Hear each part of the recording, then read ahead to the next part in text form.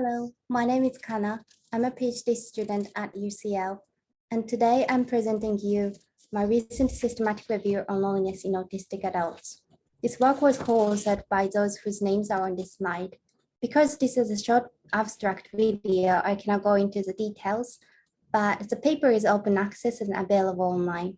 If you put loneliness in autistic adults on Google, it shall pop right up. I'm autistic and view autism from a social model and supports the concept of neurodiversity, which means that environments impact the outcomes of autistic people, not autism itself being a disorder, and that autism is a form of human diversity. It is my pleasure to have this opportunity to bring your attention to loneliness in autism. We know loneliness negatively impacts physical and mental health. Yet loneliness has been neglected in autism for a long time. Autism was first described in 1940s by doctors such as Leo Kanner and Hans Asperger. As you can see in their quotes on this slide, earlier descriptions of autism emphasized autistic people's desire to be alone, which might have made loneliness in autism to appear less of a concern. Over time, these perceptions have changed, and we now know that many autistic people are interested in social connections despite their challenges in social settings. Research on loneliness in autism has tended to focus on children and adolescents. Yet there are good reasons to suspect these loneliness persists to adulthood. Firstly, challenges in social settings are not limited to childhood. Autism is a lifelong condition.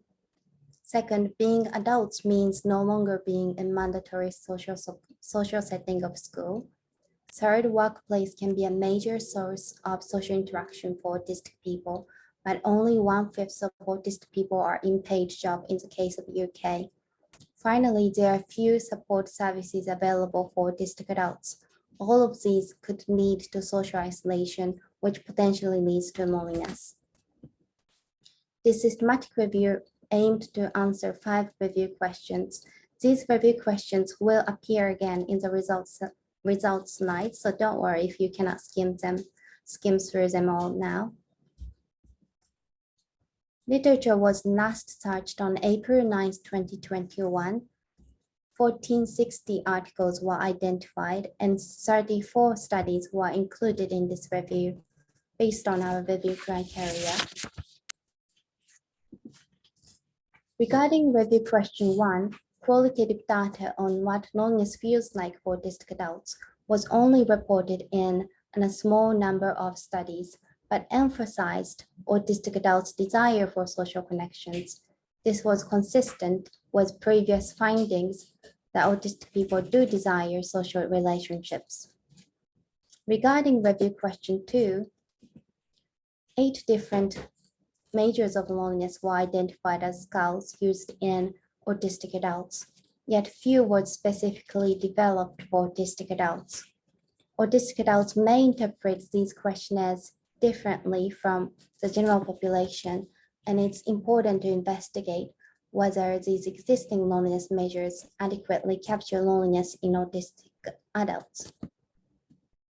Regarding review question 3, collective loneliness, which is a sense of belonging in society, was less investigated compared to relational loneliness, for example, a lack of peer relationships, and intimate loneliness, for example, a lack of romantic relationships. Regarding review questions 4 and 5, the factors associated with increased loneliness, for example, included autistic characteristics, heightened anxiety, or depression. And the factors associated with decreased loneliness, for example, included having relationships or positive views and acceptance of oneself. Some factors associated with loneliness are similar between autistic and the general population. To tackle the issues of loneliness in autistic adults, one way is to address internal predisposing factors that make autistic people vulnerable to loneliness, for example, cultivating positive views and acceptance of oneself in autistic adults. Another is to address the external contributory factors that could lead to social isolation and feelings of loneliness among autistic people, such as others' negative views and autistic differences, negative views of autistic differences. Based on the findings from this systematic review, here are some of the areas I'm working on in my PhD research. Thank you so much for your attention. If you have any questions, feel free to email me.